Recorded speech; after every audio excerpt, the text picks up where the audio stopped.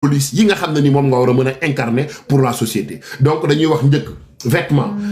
doivent être propres. Deuxième des choses, il faut pas m'appeler s'il vous plaît. Donc deuxième des choses, on parle des bottes. Un policier dafa war a mën a am botte, war a mën a am ceinture de sécurité, war a mën a am lampe torche, war a mën a am montre, war a mën a am calepin de note. Calepin de note nag gars yi dañ koy soofantal. dama leen di wax ne leen policier warut a dox te yorut carnet de note. Carnet de note c'est important pour un policier parce que man mënuma comprendre un policier buy ñëw di wax ak doomi Adama Ndiaye bi sénégalais bi di wax ak moom verbalement jàpp ko yóbbu ko toog a bind mënul ne parce que mënoo retenir. Il y a ce qu'on appelle des mémoires sensorielles. mënul nekk policier ñëw wax ak yow li muy wax ak yow bindul benn yoon jàpp la yóbbu la ba poste de police ne day bind bu boobaa am na information xam ne da koy raw parce que nit ki ngay arrêté ci moment bi l'intensité l'adrénaline moment d'émotion bi muy nekk il peut dire des affaires yoo xam ne ni hors contrôle la te policier bi dafa war a mën a jël la part des choses mais à l'arrestation de tel moment la personne a dit ça de 10 heures à nangam nga def benn rapport boo xam ne ni ci sa calepin de note nga koy mentionné de base. Mais comme policiers yi doo leen gis ak këyit doo leen gis ak bic à part ñu war a la jox bindal la pour nga fay ay bagages non. Donc fi may ñëwee chers amis internautes il y a ce qu'on appelle des types de postes. Policiers yi ci ñoom dafa am lu ñuy woowee le contrôle d'accès aux édifices mooy bu tey nga dem fu ci mel ne bureau des passeports assemblée nationale nga dem ci ministère yi policiers yi dañ fay am lu ñuy wax contrôle d'accès aux édifices yi nga xam ne ni tey employés yi dañuy dugg ko génn ñu réserver ko au personnel autorisé ministre bi DAGE bi ak membre staff bi fay dugg mais jàppal ni citoyen lambda bi tamit am na droit parce que ñooñu moom la ñuy liggéeyal citoyen lambda bi bu fekkee ne dafa ñëw ci ministère bi comme ma ne la ministère des affaires étrangères mu ñëw soxla benn passeport wala mu war a wax ci mbiram tey policier bi war na ko mën a accueillir d'une manière boo xam ne nii xelam dana dal ne li muy wut si dana ko am danañ ko war a mën a accueillir dalal ko tegal ko mais foofu dinaa ci ñëw partie bi nga xam ne ni moom mooy service à la clientèle ci laay soog a duggee ma wax leen ne leen policier premier travail yu policier bu weesoo surveiller collaborer ak prévenir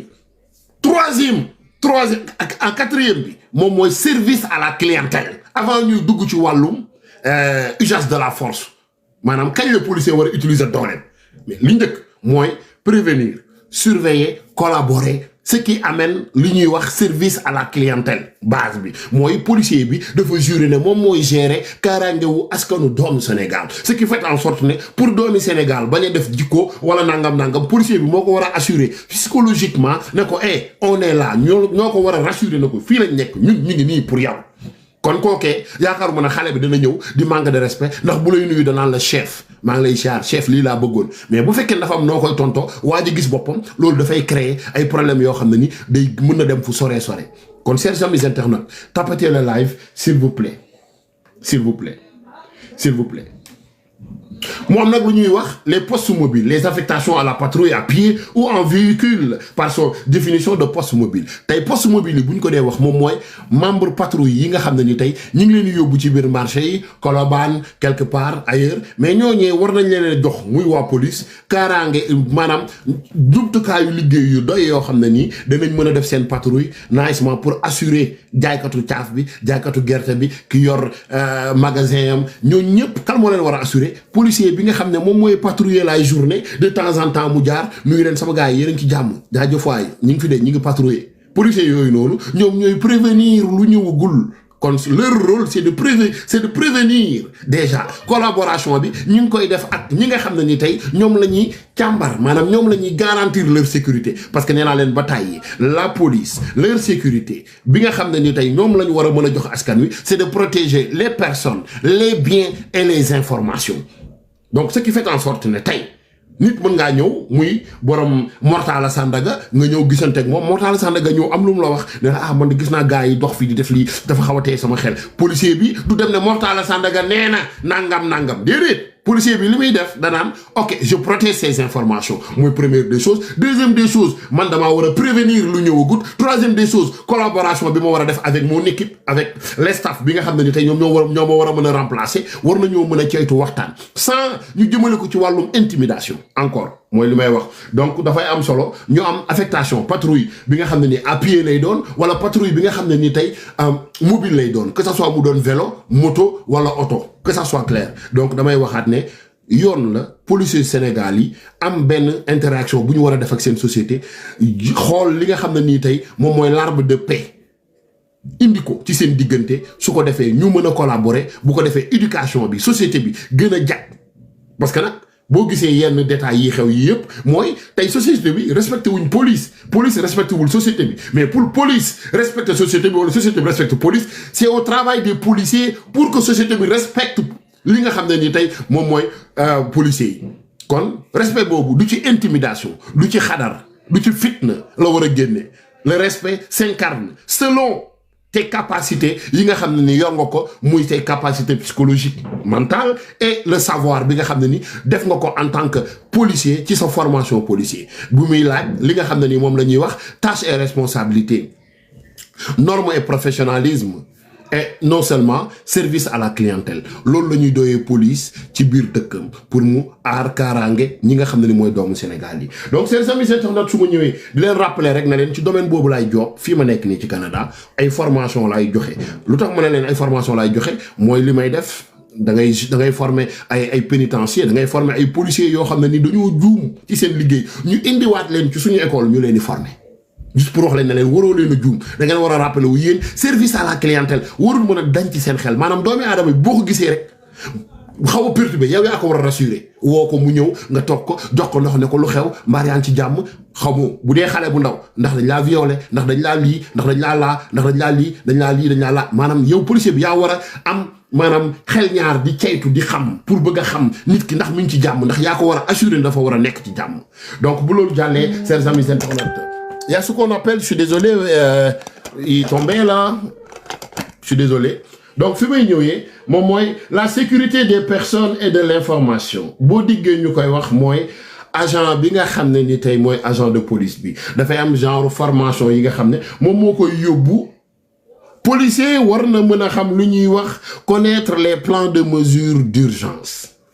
xam plan boo xam ne nii ci mesure yi nga xam ne soxla nañ mu gaawtu bu baax ci mesure d'urgence yi policier bi war nañ ko cee mën a former reconnaître et signaler les risques et à prendre les mesures correctives policier bi war nañ ko cee war a mën a former contrôle de l'accès et de l'identification du personnel muy suñ frontières yi gars yi di dugg ko kii policier bi ñoom am nañ formation boo xam ne nii jagleel nañ leen ko pour xam lan mooy le contrôle d'accès bi nga xam ne nii tey et prendre des identifications personnelles de la personne bi nga xam ne moom moo ñëw gis leen wala moom moo ñëw bëgg dugg fii wala moom mooy ñëw di chercher dara policier bi dafa am moo tax ma naan leen policier dafa yor calepin de note policier mënul yeewu suba ba ngoon jot bindu dara à part bindal na la demal fay déedéet maanaam sa journée da nga ko war a def rapport pour sa protection d'abord protection de la population d'abord et non seulement ci sa charte liggéey sa chef xam li nga def suba ba ngoon jot policier doo ko jël lekk dugal ko ci oto sànni ko mu dem fër ba ngoon jot mu ñëw toog munul nekk loolooy waral bavure policier yi doo xam ku rey doo xam ku rey li ñu joteeg xale yi tamit verbalement lañ koy expliquer mais dafa war a doon écrite la war a doon mooy lors de cette communication verbale bi nga xam ne ni policier bi mi ngi koy am ak ki nga xam ne nii moom mooy citoyen sénégalais bi yoon la policier bi def rédiger un rapport mu bind rapport moment boobee xool heure bi muy bind rapport mentionné ko mu ne heure bii laa ko jël ci ngay jëlee ci ngay doogee crédible parce que policier bi il est assermenté quand tu es assermenté tu es obligé ngay bind rapport les moments yi nga xam ne ni situation bi mi ngi dox sauf les moments yi nga xam ne ni da nga war a utiliser modèle national d'emploi de la force ça devrait être très compliqué par la suite am na information xam ne da lay romb mais loolu war a ca topp waa ji bu la information yi rombee ok donc policier war nañ ko mën a jàngal ce qu'on appelle escorte des personnes et gérer des foules policier bu fekkee ne mënul gérer des foules comme li xew UCAD maanaam foule bi génn ne dañuy manifester ne ngénte tubaab bu dee policier bi amuñu formation bi war a tax ñu gérer foule boobee lépp luy yoon mooy dañuy utiliser seeni armes mooy les policiers yoo xam ne nii facilement dañuy nekk ci situation de stress bi nga xam ne dañuy pousser leur comportement de dégringuer sur la population maanaam da leen di pousser mooy ñuy nekk ci stress ba finalement ñoom lépp lu ñu gis mooy guerre la maanaam ñu commencé tirer wala ñu commencé se lancer ay grenades lacrymogènes te boo leen waxee ñu ne dañuy disperser foule on ne disperse pas une foule comme ça foule bi kenn mënu koo tasee noonu y a une manière de ngay tasee foule faw nga xool degré bi maanaam avant ngay tas foule da nga war a am li ngay njëkk a def moom la ñuy wax l'observation xool périmètre de sécurité bi nga xam ne nii da nga ne da nga fay tas ful ndax boo dóoree grenade gars yi dañuy daw ñu ne waaw mais bu gars yi dawee est-ce que am na ko war a daan ñu dëggate ko est-ce que foofu moor mën na faa génn ñu ne la waaw ñu ne policier bi kon est-ce que war ngaa dóor grenade ñu ne déedéet foofu waroo dóor grenade lan moo tax parce que yow bul fàtte na sa liggéey moom mooy càmbre li nga xam ne nii mooy kaaraangay doomi aadama yi kon bu fekkee ne ful bu bëri nga dóor ca grenade gars yi daw ñenn ñi am asthmatique ñenn ñi am lii lan mooy mën a xew mën nga cee rey doomi aadama lor ko peut-être indirectement mais boo xoolee situation bi yow yaa ko waroon a mën a maîtriser c'est pour ça qu'on a besoin des policiers yoo xam ne nii am nañ formation bu nekk à niveau ba nga xam ne nii mën nañoo comprendre ci situation ne lii boo ko defee lii ak lii mën na cee jur nit mën na cee damm nit mën na cee dee nit mën na cee xëm nit mën na cee amee commotion cérébrale donc policier bi moom moo war a mën a caytu daan ne non fii nii baaxut coin bi dafa coincé du nii la ñuy sànnee lacrymogène de grenade est-ce que dama ko war a sànni ci seen biir ñu ne la déedéet boo ko dee sànni ko devant maanaam kenn du sànni grenade ci biir foule ça ne se fait pas parce que gars yi dañuy daw daanu ñenn ñi dëggalee kon grenade bu fekkee da nga bëgg a def riposte pour reculer fii prison booy xool bu prisonniers yi dafee ëmët duñ leen tirer grenade bi ci seen biir ci seen kanam lañ koy tirer maanaam dañ koy fiche ci seen kanam la grenade bi di daanu bu ko defee ñu def recul encore une autre grenade ñu def recul encore une autre grenade ñu def recul c'est exactement ça donc danaa ñëw ci positionnement yi nga xam ne ni policiers war nañ koo war a mën a adapter aussi donc bu loolu jàllee chers amis internautes pour wax leen ne leen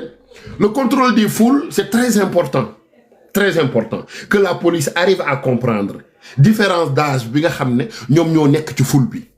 parce que nee naa la police warta mën a ñëw di dóor ay grenade lacrymogène sans mu xam différence d'âge bi nga xam ne moo nekk ci foule bi parce que am na ñoo xam ne nii ils sont pas aptes physiquement parce que nee naa leen l'observation bi moo lay mën a permettre ndax ñii dañuy manifester certes mën nañoo yor ay yat certes mën nañoo yor la mais dañ ne la bu yoree yat toujours am na benn matos policier boo xam ne ni moom mooy empêcher lépp la première moom mooy la sécurité des policiers sécurité policier bi nag mooy waa ji yor na xeer ñu ne ko yoral garde bi moo tax ñu defaral la shield bi looloo tax ñu defaral la ko waa ji yor na yet ñu ne la yoral shield bi encore waa ji yor na yet ñu ne la génneel sa yet nga téye ak sa shield t'en as deux en face contre une personne bu yor benn que ça soit clair léegi ñu ne la waa ji yor na paaka ñu ne la hey dafa am communication booy def ko waa ji avant ngay agir ci paaka boobee que ça soit clair muy 3 fois yi nga xam ne ni da ngay intervenir maanaam da ngay wax nit ki da nga koy prévenir ne ko hey acte criminel nga jëm tegal paaka bi tegal pistolet bi tegal lii mais boobu yaa ngi périmètre de sécurité bu baax ci yow boo xam ne à distance ne kii amul benn accès boo xam ne dal na ci sa kaw foofu ngay commencer communiquer mais foofu tamit dinaa ci ñëw ci modèle national d'emploi de la force chers amis internautes partagez tapotez envoyez des cadeaux vas-y donnez-moi de la force allez-y guys hein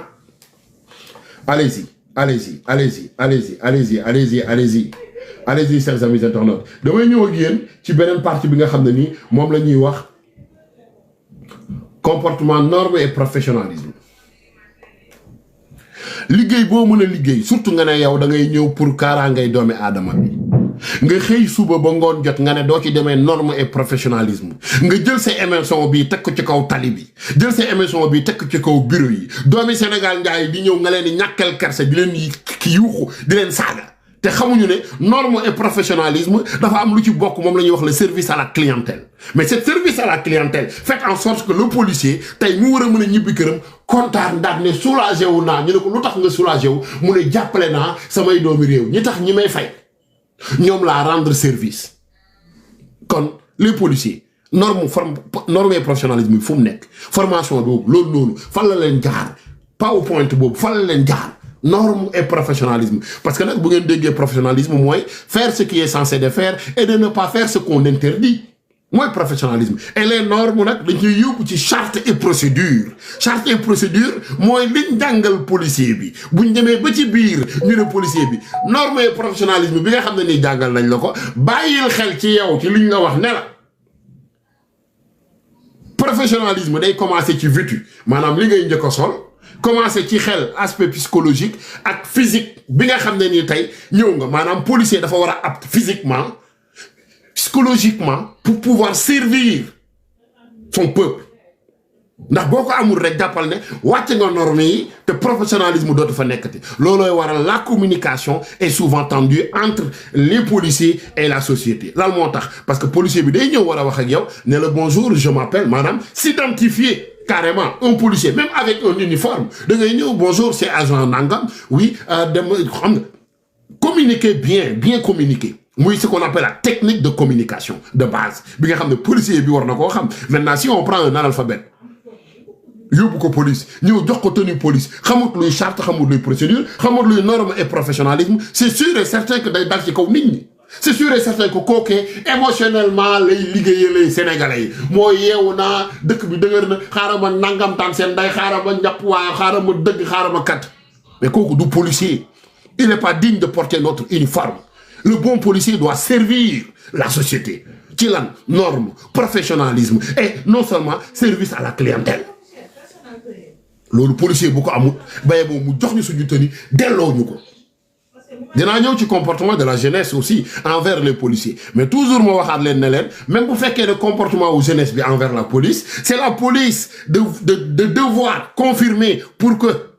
société bi respecté ko ci kaw lan façon bi muy habillé façon bi muy traiter la société aussi comprendre les différends entre les personnes ñi nga xam ne dañoo am problème mu déficience intellectuelle ñi nga xam ne ni tey dañoo am problème mu émotionnel maanaam ils savent pas garder li nga xam ne nii mooy loolu dégg nga da ngay dégg société bi naan la policier dañoo mécontent dañoo lii dañoo la mais c'est pas censé parce que quand on parle de normes et professionnalisme un policier doit adapter d'une manière dans laquelle que da ngay comprendre ne kii il est vraiment professionnel te mi ngi jël liggéeyam ak ci à cœur lan moo tax muy jël liggéeyam à cœur moom mooy xam na ne sénégalais yi ñoo koy fay weeru deewu ne am na service bu mu leen war a mën a jox service boobee c'est service à la clientèle basé wu ci prévenir surveiller et collaborer ce qui fait en sorte ne tey service à la clientèle boobee sénégalais yi dinañ ci yëg seen bopp am confiance ci seen police que ça soit clair seen sama gars yi encore bu leen taay tapoter leen s'il vous plaît envoyez des cadeaux partagez cours magistral lay doon aujourd'hui on parle de la police demain on va parler de la gendarmerie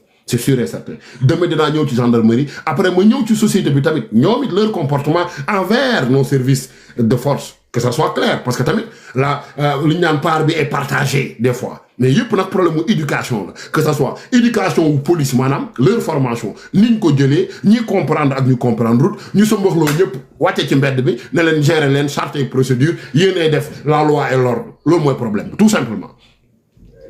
Donc, chers amis internautes, si je ñëwee encore di leen wax ne leen dans ce chapitre que je suis en train de parler, pour être honnête avec vous, il y a ce qu'on appelle les principes de l'éthique professionnelle. Un agent de police doit adopter le comportement d'un professionnel dans l'exercice de ses fonctions. Agent de police bi dafa war a mën a adapté wu doon professionnel ci fonction bi muy def muy police. Carrément. Car l'éthique professionnelle est une orientation où les personnes travaillant dans une profession particulière qui leur dit ce qu'ils sont censés de faire et de ne pas faire. Ce qui fait, en fait, policier bi, moom ci jëmi bopp bu ñu la tey éthique professionnelle moom mooy nit ki nga xam ne nii mi ngi liggéey ci benn bërëb bu particulier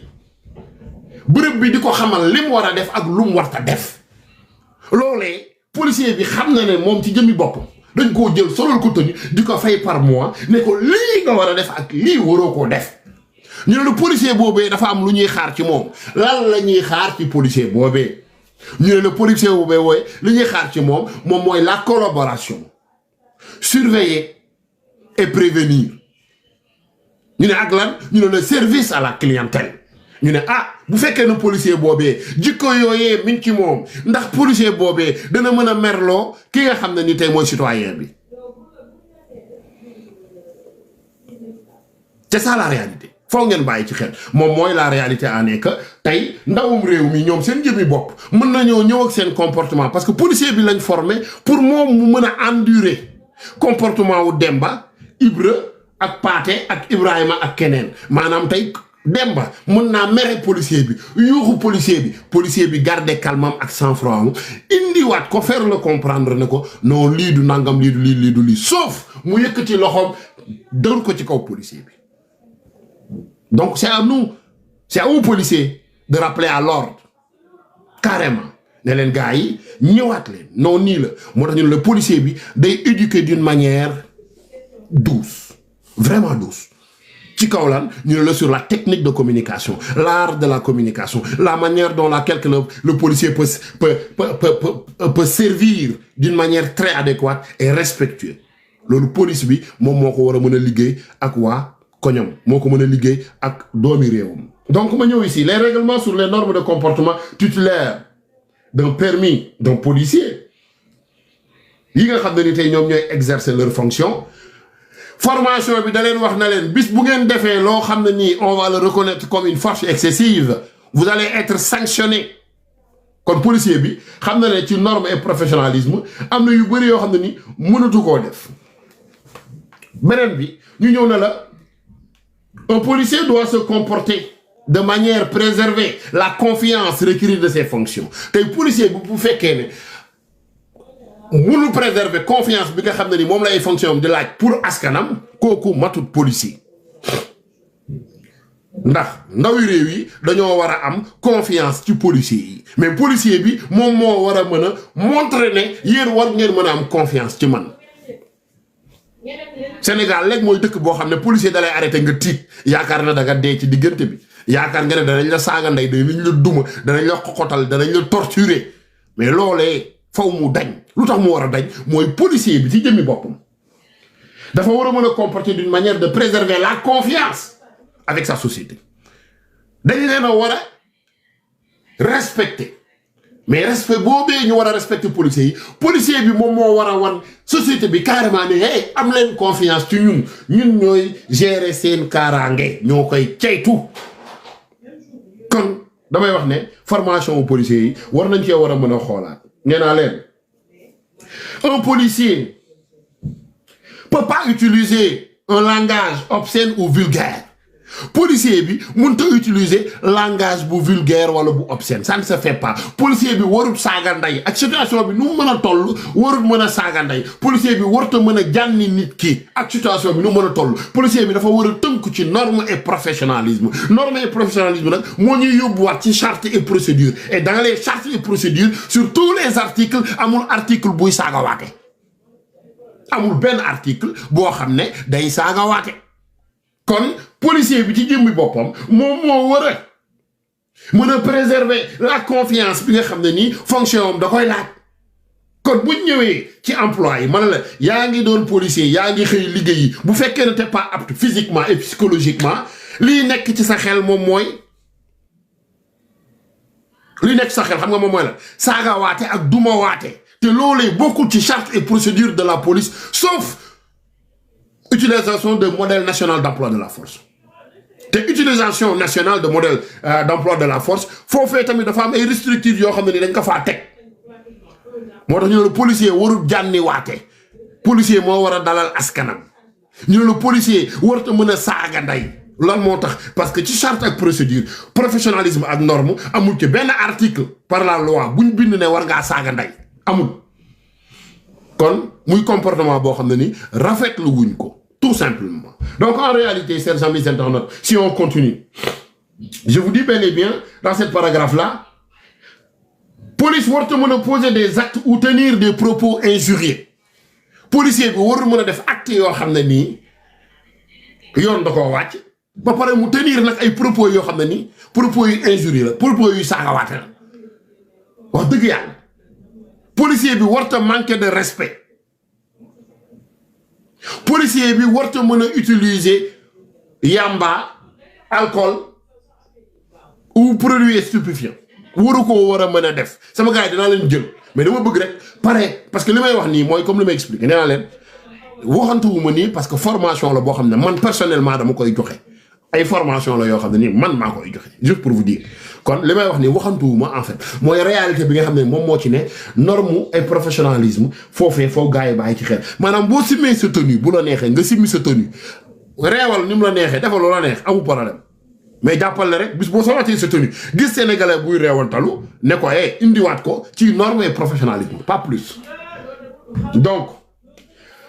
hey, come on. L'agent doit éviter toute façon d'abus d'autorité dans ses rapports avec les gens. Policier bi dafa war a éviter tout rapport d'autorité avec la population. Policier bi dafa war a éviter tout ce qui est rapport avec la population muy rapport de force da ko war a mën a éviter maanaam rapport de force dernier recours la maanaam bagage yi police am yëpp rapport de force dernier recours la kon ci norme et professionnalisme policier mën na fekk situation bu critique mu désescalader situation bi pas mu escalader situation bi mu désescalader situation bi rappeler gars yi la loi et l'ordre et faire passer la paix. Cathy, s'il vous plaît, Cathy, je vous entends jusqu'à là. Cathy, je vous entends jusqu'à ici, là. Je vous entends carrément. Donc, un policier ne peut pas faire des menaces ou de l'intimidation. Vous faites qu'un policier, il y a c'est uniforme, avec ses armes, c'est yat. Déjà, ça intimide. Parce que la population de Bolen Kholé, amna ñoo xamné ci population bi, ñom ñëmewuñ police de base. Ñëmewuñ police. Kon déjà votre uniforme de représenter la loi. Et représenter la loi, c'est plutôt donner un goût d'intimidation de base. Maintenant, imaginez le policier bi tenez armam mu taxaw saga la nday, manque le respect, mbéj la, xëc la, mbëkk la, balé la nga daanu. Cette humiliation. Bu fekkee ne nit koo xam ne nii du ragal da nga leen koy rey kon policier bi dafa war a mën a éviter lépp lu jëm ci wàllum intimidation ak li nga xam ne ni moom mooy ay menaces te bu loolu jàllee mën a leen policier warta mën a porter des fausses accusations parce que la moitié des policiers duñ bind le fait que duñ bind amuñu calepin de notes ils écrivent pas le pour ñuy def c'est inventer en général porter des fausses accusations à la personne vulnérable bi nga xam ne ni ndeysaanam amul fu mu ko wéer xamut lu mu war a wax maanaam kàddu munta dindi kàddu police nga ne yow te un policier assermenté munoo sax yor kaye ak bic di wax situation bi xew nga koy bind di bind heure bi la chronologie ça veut dire que tu n'es pas un policier de base du policier. Kon la réalité, chers amis internautes, defuma ko pour dal ci kaw policiers yi, defuma ko pour dal ci kaw société bi, waaye dañoo xam ne climat de la paix biñ soxla biir Sénégal pour société bi stable, fi muy njëkk a commencé mooy l'éducation. Éducation aux parents yi bu fekkee ne mënuñ ci dara, kon tey ñu ne la tey loi muy la police mën nañoo éduquer leur société parce que koñ boo dem bu ne am na poste de police bu leen représenté pourquoi pas policiers yooyu noonu def assemblée générale wax ak seen waa koñ wax leen lan mooy seen liggéey faites-les comprendre donne-les envie xale yi di dem bango defi formation police mais non policiers yi duñ jox envie booy yi doon policier parce que dañ leen di gis ne ñi ñu bon lañ lu tax parce que leur service à la clientèle c'est affreux. Policier au Sénégal, service à la clientèle, c'est affreux. Lan moo tax parce que ci ñetti moo lañ koy wékk kat noqu sos ñetti yooyu c'est pas normal.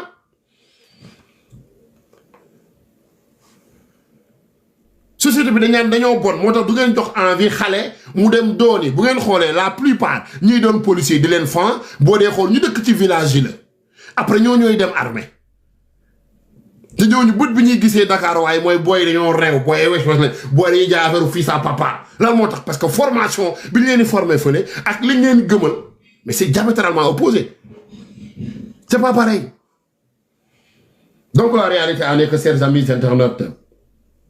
un policier n'a pas le droit de détenir une personne qui n'est pas en état d'arrestation. Policier amul droit arrêter nit boo xam ne ni nekkut en état d'arrestation waaye policier dañu naan bu fi jógee toogal fii.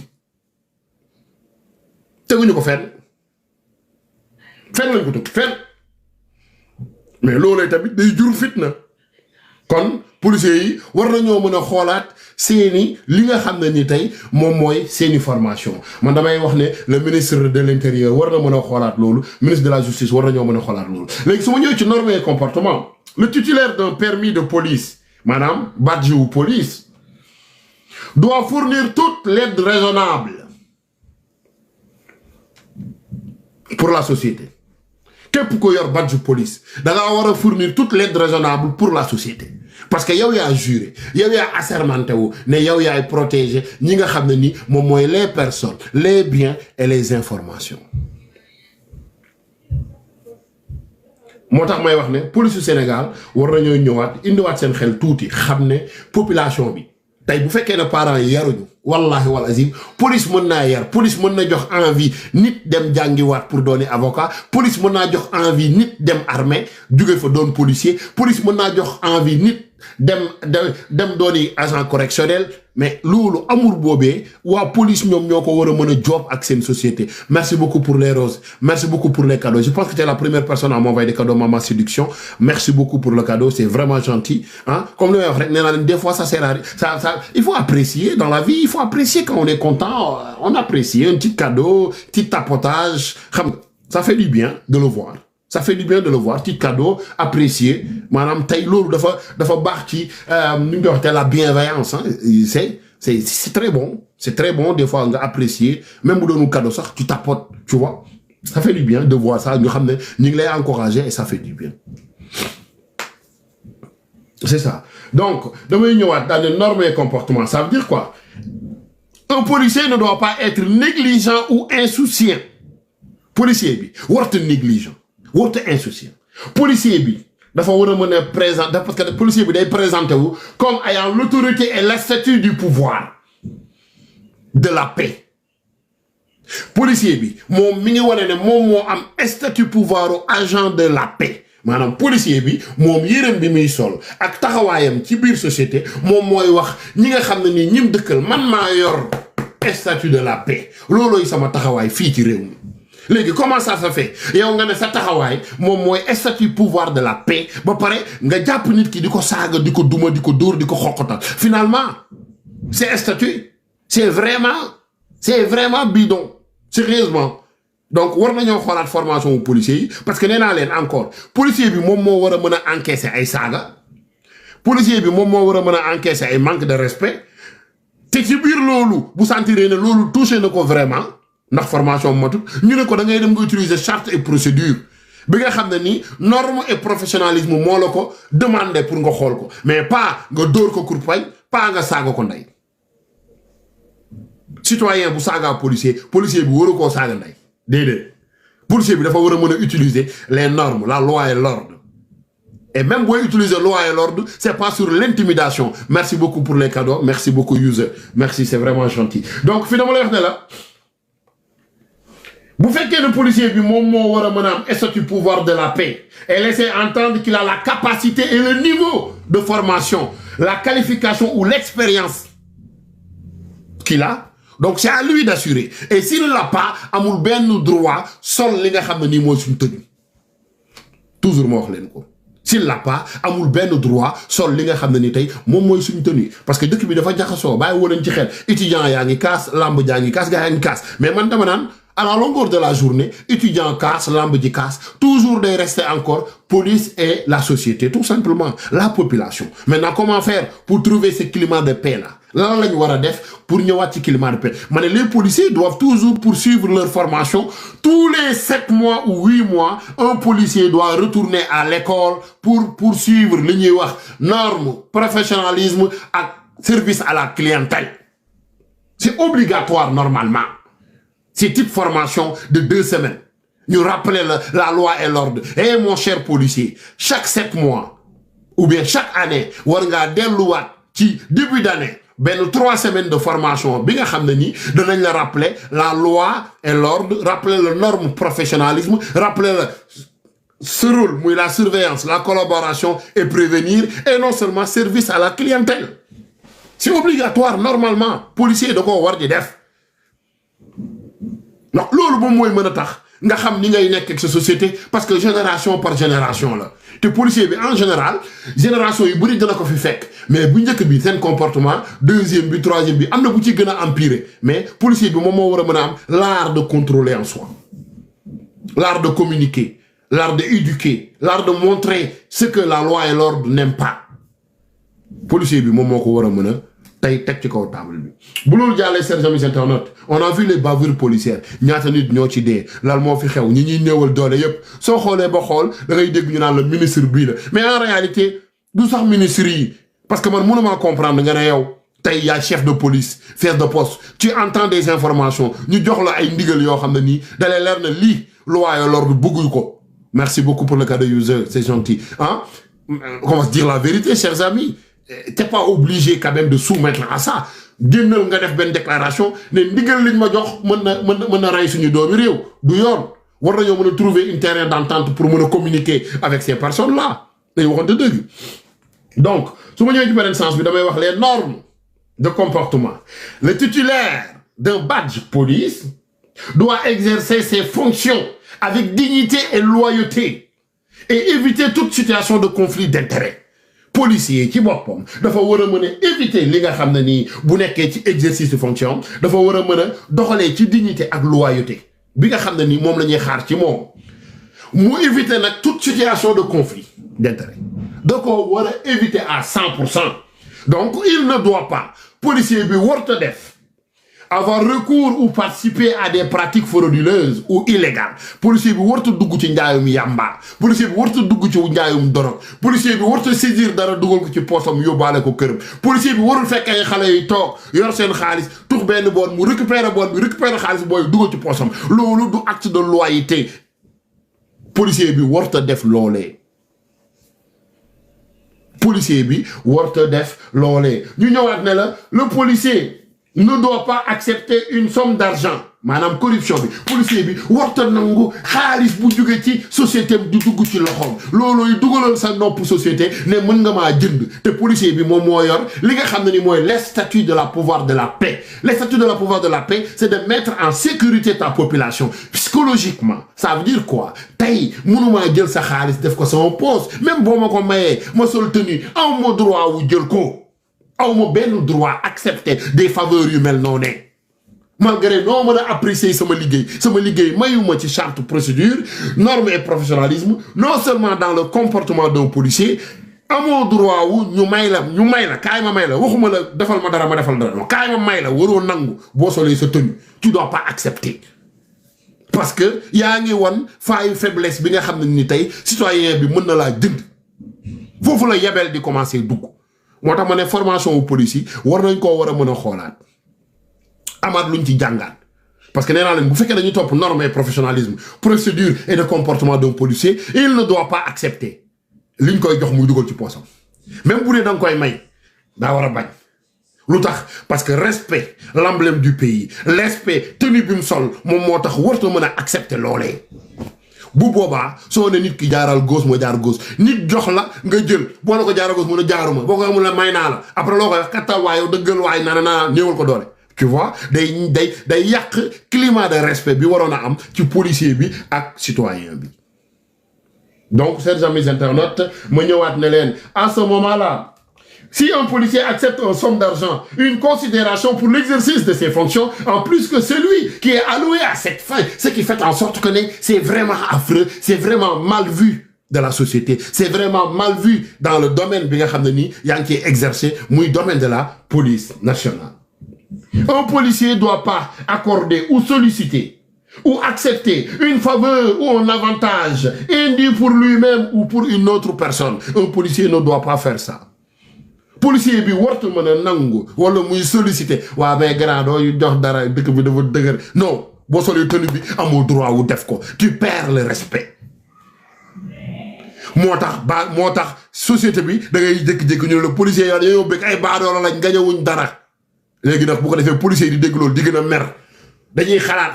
dajaloo am rek ñu ñëw dóor gaa yi saaga nday daa keroog ñu gis policier yi dóor ay moto du toj ay moto. Pour quelle raison nga yaakaar parce que c'est des personnes yoo xam ne nii seen formation jàngaluñ leen norme et professionnalisme seen formation jàngaluñ leen ci wàllum norme et de comportement foofee manque de formation la tout simplement bu la leeree ne yow policier nga war a protéger les personnes les biens et les informations et tu fais sauter des jeunes étudiants de haut en bas et non seulement tu saccages leur moto de tchak-tchak mais loolu bal formation là ça vient d'où? C'est quoi cette pensée sombre? Lan mooy xalaat bu ñaaw boobee? Comment ça se fait nga ne yow da ngaa tàllal loxo juré na yow yaay protéger nit ñi seeni bien ak information yi war a génne yëpp yow nga ñëw ne da ngay toj seeni bien da nga waroon koo sàmm fan nga ko teg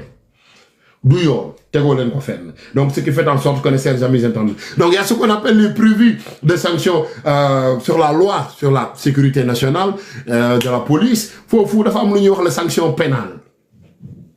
muy sanction administrative parce que sanction pénale bi amende la maanaam policier bi am na yenn jikko yoo xam ne su ko defee sanction pénale lañ ko war a mën a jox am na yenn yoo xam ne bu ko defee sanction administrative lañ ko war a mën a defal.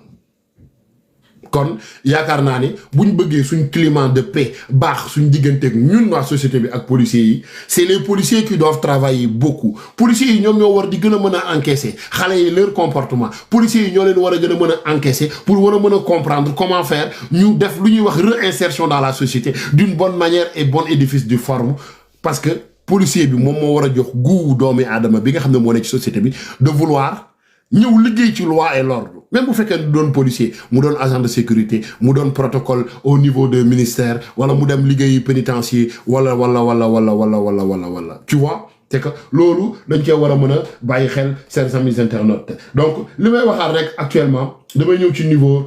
professionnalisme bu ma fa jugee damay dem ci service à la clientèle bi nga xam ne nii policier war na koo mën a am ak i ndawi réew gars yi partagé leen tapoté leen may leen ma ay cadeau encouragez leen ma let's go on y va on vient de la police après dinañ dem ci gendarmerie parce que gendarmerie bi damay wax encore c'est souvent les gendarmes ñoo utilisent plus de force. Donc dans ce chapitre de l'objectif bi nga xam ne ni moom laay ñëwee dans ce cours nous explorons de l'importance du service à la clientèle. La police ce qu'ils doivent apporter sa société maanaam tey jii lan la policiers yi war a mën a apporter seen société ci service à la clientèle maanaam ci dalal seen xel jox leen confiance bi ci war pour ñu citoyens yi di leen gis jox leen confiance bi ñuy ñëw di jàkkaarloo di waxtaan ñuy demalante sans mu am benn rancune entre police et la gendarmerie entre police et la société ou entre la gendarmerie et la société parce que dañuy gis sax ne police day am problème ak gendarmerie loolu manque de service à la clientèle weesu wut loolu. Donc on dit bel et bien nous explorons l'importance du service à la clientèle, le rôle de l'agent de sécurité dans l'exercice de ses fonctions et la façon dont les services doivent être rendus au public. Cela fait en sorte le policier doit comprendre, il représente l'État.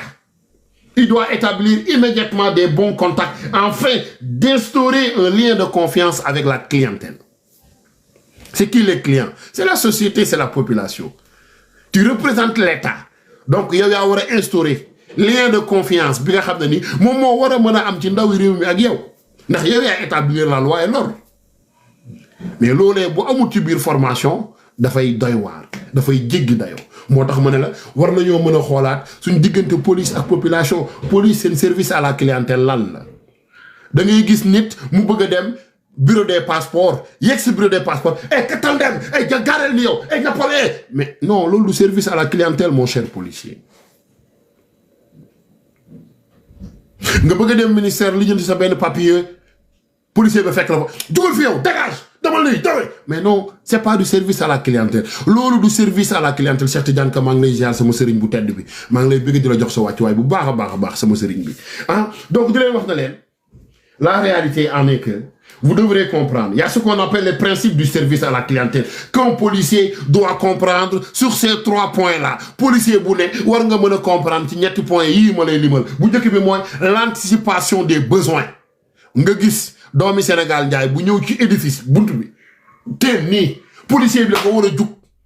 ci service am lay dox. Bonjour madame, ça va, vous allez bien? Lu ngeen bëggoon ma dimbali la kay waa nii la taxawel nii du yàgg. L'anticipation des besoins. maanaam tey nga gis nit xamoo sax lu muy wut de nit ki ne jàq di def nii yow policier bi nga ñëw assurer sa confiance indiwaat xelam ne ko man maay agent nangam loo bëggoon ma dimbali la kaay ok fii ngay laajte kaay fii léegi fii ngay taxawee après du yàgg nangam mais loolu policier da ko war a mën a am. L'autre c'est le dépassement des attentes bu ko defee nit ki koy defal mu xam na ne il a été accueilli par un policier bu am service à la clientèle bu am respect bu ko respecté bu ko defee nit kookee moom it ci xelam muy l'anticipation des besoins service bi nga ko rendre noonu dala koy delloo muy respect mutuel dalay delloo service boobu day ñëw nekk nit toog même bu yàggee sax du wax mun na sax jékki-jékki ne la naka seen journée ça a été ça va tout va bien bu beneen yoon tey buy ñëw day kontaan yàkkamti ñëw ba nga accueillir ko. C'est ça la réalité. Merci, Dieng. Des Dieng. Hein? C'est ça la réalité, chers amis internautes. Donc, à ce moment, il y a ce qu'on appelle l'écoute des préoccupations. Chers amis, moi, bobu ñuy wax l'écoute des préoccupations, moi ñuy yóbbu dans la communication. Et au niveau de la communication, vous devrez comprendre bel et bien, sans l'écoute des préoccupations, sans l'écoute active, on ne peut pas avoir une très bonne service à la clientèle. Parce que l'écoute des préoccupations, vous faites que les policiers ont une écoute active, l'écoute du juge doomi Adama, bi nga xamné ni mi ngi wax li ne ci mom, day jéem comprendre ce qui amène l'empathie et la compréhension qui va nous donner une bonne service à la clientèle. Lolu mo ñu mëna may bon service à la clientèle. Ma amé écoute bi nga xamné ni nit ki mi ngi wax ak man sans ma jéem ko juger waye damay jéem comprendre limi wax ni lan la ko mëna yokkal pour mu jaar yoon. Lan la ko wara mëna gindé pour mu am lim bëgg. Mais lolé dafay laaj une très bonne service à la clientèle. Kon ci communication bi ça dépend ci ni ngay dalalee doomi aadama bi pour nga war a mën a comprendre nga may ko liberté wu doomi aadama boobu ñëw tijji gémmiñam wax la mu bëgg a wax même bu fekkee ne wax ja jagut mën nga koo corriger maanaam tu peux repasser sur ces mots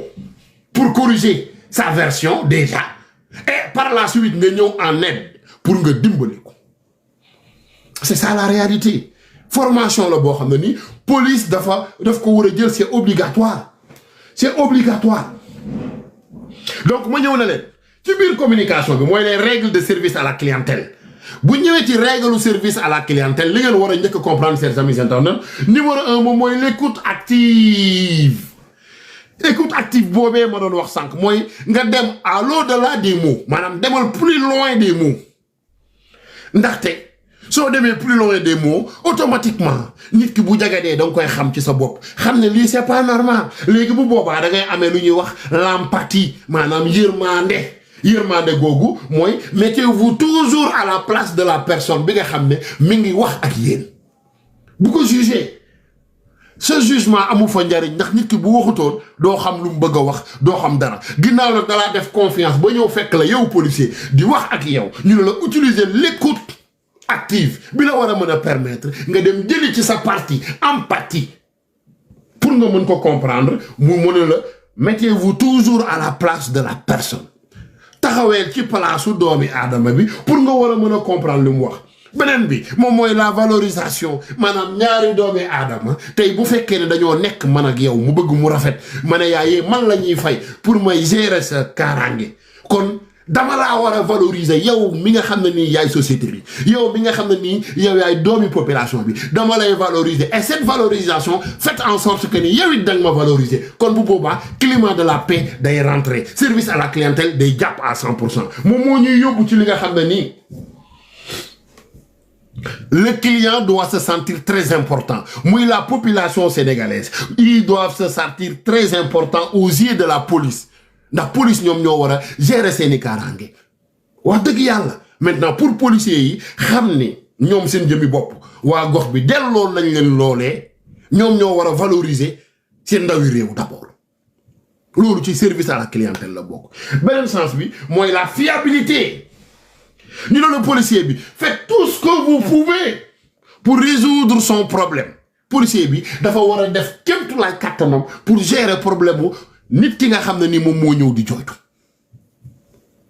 lolu service à la clientèle lolu liggéeyu policier la formation buñ war di def la tout le temps dañu waxon ci deug te yalla tax benen bu ñu la compétence parce que le policier buñ ne le policier nga moy am nga compétence bi nga am motax ñu affecté la ci poste né la si vous êtes affecté à une tâche prenez-les en charge et soyez responsable de sa résolution. Policier nga dañ la affecté poste fexel tout ça bo xey su bobo ngor jot servir bi nga wara servir ci société nga servir len ko té nga doon responsable bi il faut prendre ses responsabilités mais policier bu amut service à la clientèle policier bu jangut jongut ken jongolu ko ñu jël ko yóbbu ko bàngoo mu pët génn gars yi solal ko tënu kookee du policier kooku vermine la dans la police ndax kookee xool leen y a ce qu'on appelle l'impression des usagers maanaam société bi nan la ñuy xoolee policier boobee nga xam ne amul service à la clientèle li muy njëkk a gis mooy tenue bu dand nit ku nutewut tenue bu dand nit ku nutewut deuxième des choses policier boobee aucun sourire da ngay xam ne kooku du wuyu say questions il n'a pas répondu mes questions policier boobee il est plutôt attentif ci téléphone am wala ci ay vaillé bu boppam policier boobee sa problème bi nga koy wax yéen moom néew ci moom ma nga nekk ci leen il a l'air indifférent à mon problème ça c'est pas un policier on n'en veut pas des vermines comme ça dans notre société on ne veut pas ça dans notre corps police nationale soxla wuñ loolee léegi bu ngeen bëggee population bi respecter leen day commencer d'abord ci seen norme seeni comportement ci seen professionnalisme d'abord leur comportement bi nga xam ne police war na koo mën a am en vis-à-vis vers sa société chers amis internautes ma ñëw def kii bi parce que dafa mel ni presque une heure maa ngi voilà mu continuer parfait désolé guys donc beneen sens bi ñu ne la les avantages d'un bon service à la clientèle les avantages d'un bon service à la clientèle est-ce que xam ngeen ne policier 80% ci liggéeyu policier c'est du service à la clientèle ndax xam ngeen loolu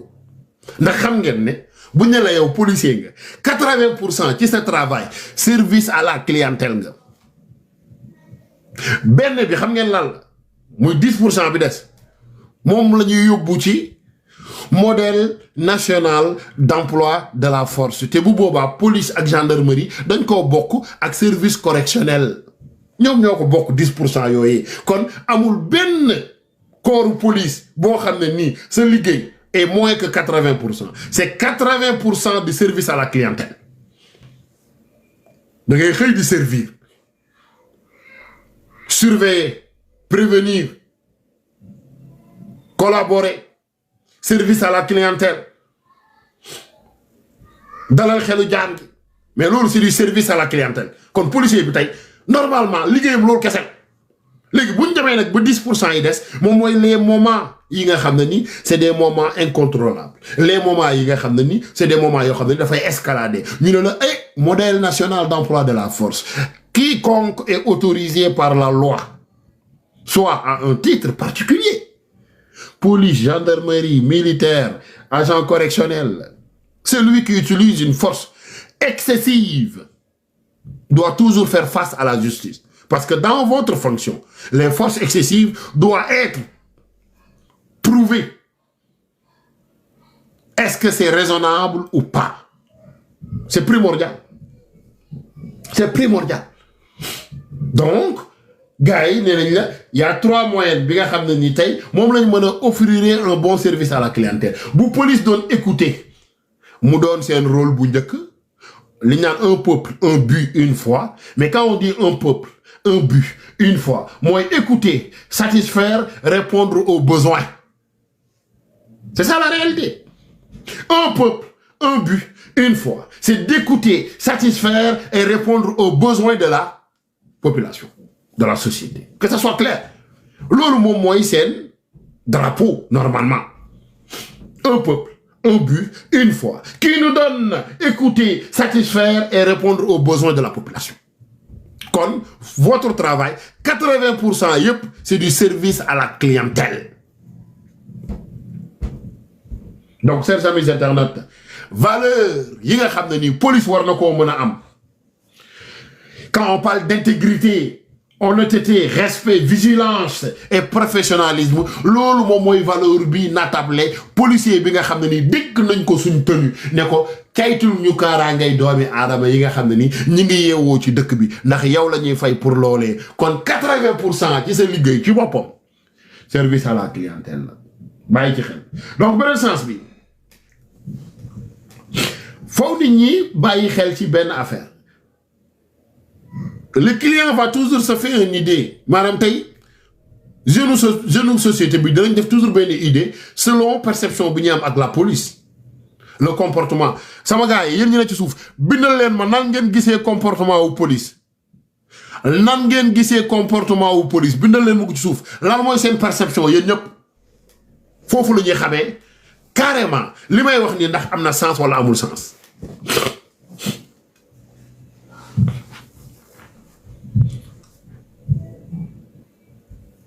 gis ngeen trop de violence gis ngeen bon rek arrogance totale gis ngeen encore ça continue moom laa lay ni expliquer boobu ba léegi moo tax ma lay wax ne le client va se faire une idée de la qualité du service et la qualité du service de la police nationale gis nañ ko ci commentaire yi bon rek arrogance soof soxot iñaan mais lan moo ko waral une manque de formation parce que nee naa la du citoyen bi moo war a comprendre police déedéet policier bi moo war a comprendre citoyen bi ndax moom moo am formation bi war a tax ñu jox ko tenue pour mu war a comprendre citoyen bi donc la perception il faut ñu jouer ci niveau boobee que ça soit clair donc du population bi ñoo war a comprendre la police c'est la police d'être comprendre la population moo wax leen ne leen roy du nuroog pire grand Papis Touré ñu ngi lay ziar donc la communication li nga xam ne moom moo war a mën a am comme gars yi laaj naa leen nu ngeen gisee comportement wu police ñoom ñëpp ñu bind ni ñu gisee comportement wu police ci suuf daan ne luñ ci wax bon kiñaan soxot nangam nangam nangam maintenant cette fois-ci c'est la communication qu'un policier doit adapter avec sa société moo tax ma leen wax ci moment boobee y a ce qu'on appelle le système auditif xam nga Sénégal suñu problème moom mooy loolu le système auditif mooy suñu problème suñu système auditif dafa am lu muy jouer parce que le système auditif joue un rôle dans notre communication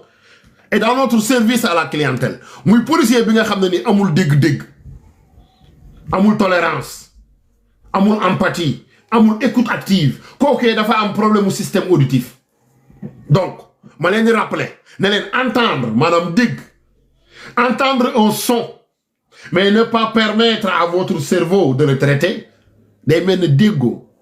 ma jox la exemple bu yomb ne la entendre un son et ne pas permettre à votre cerveau de le traiter maanaam dégg nga son bi mais xalaatoo sax son boobu lan moo tax son bi son lan moo tax son boobu noonu am entendre dafa am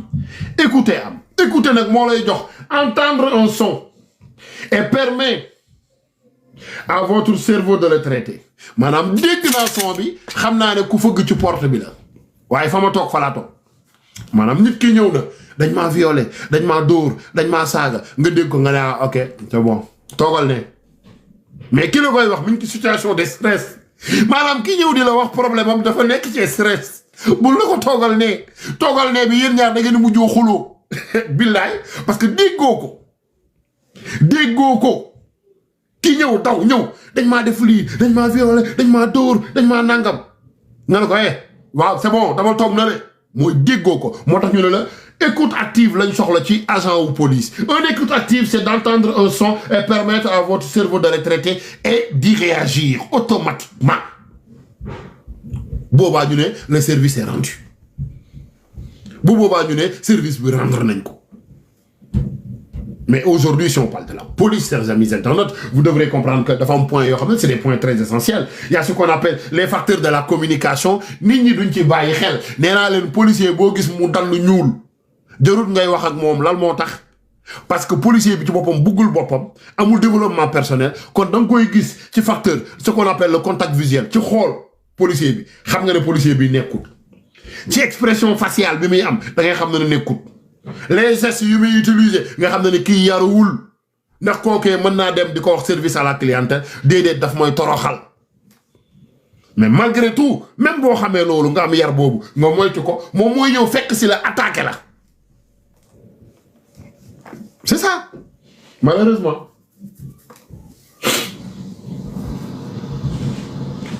ma wax la ne la policier wu Sénégal bi day yuuxu ba ca kaw saaga la nday pour nit ñëpp dégg ne moo la saaga xam nga preuve weesuwut loolu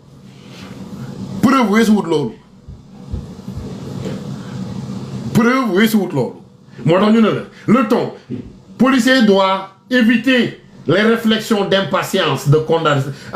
condescendance et d'inattention. Policier bi ci volume bi dafa war a garder volume communication approprié en rapport à la distance et à la situation actuelle et non seulement la cadence. Passez votre message en utilisant une vitesse et un rythme constant. Un policier doit se baser sur sa communication, sur le ton, le volume et cadence. Policier bo amul maîtrise du ton, volume, cadence, ça ne passera pas. Nit du ñëw nekk ci fitna nekk ci problème ñëw di wax nga ko ay katal dem dama toog ne amuñu sa temps amaguñ sa jot ñu ngi ñëw. Ça ne se fait pas. Et malheureusement, c'est ce qu'on a. Donc, damay wax au ministre de l'Intérieur, il va falloir nous refaire les formations des policiers. Xamal leen lan mooy norme et professionnalisme, charte et procédure. Xamal leen lan mooy modèle national d'emploi de la force. C'est primordial. Amuñu choix. Donc, faut nit ñi comprendre ne aujourd'hui bu ñuy wax ci situation bi dafa am lu ko waral. li ko waral nag toujours dama koy wax saa su ne dafa am lu ñuy woowee relation interpersonnelle et gestion de conflit dafa am lu ñuy woowee relation interpersonnelle ak gestion de conflit oui dañuy wax ay minable waaw yooyu lañ lay woowee ay minable ay pourriture yooyu lañ lay tegal dafa am lu ñuy woowee relation interpersonnelle et gestion de conflit. Dama bëgg ngeen comprendre yéen ñi may suivre ngeen tapoter encore partagez plus possible s'il vous plaît tapotez le live s'il vous plaît plus que vous pouvez ñaan naa leen ko dama bëgg weeru koor bi ñu ñëw maanaam pas di ñëw di wax ci kaan yi déedéet dañuy ñëw wax ci situation wax